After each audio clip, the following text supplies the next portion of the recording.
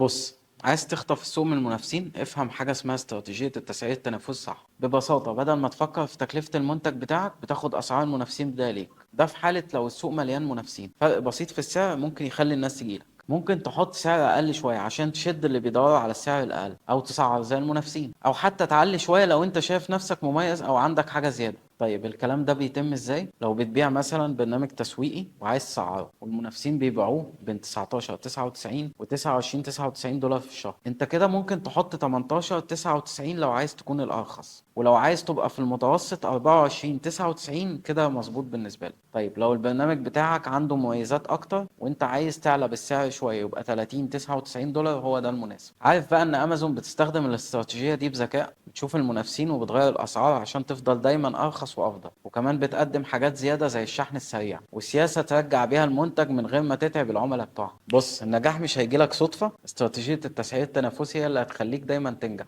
وما توقفش مكانك.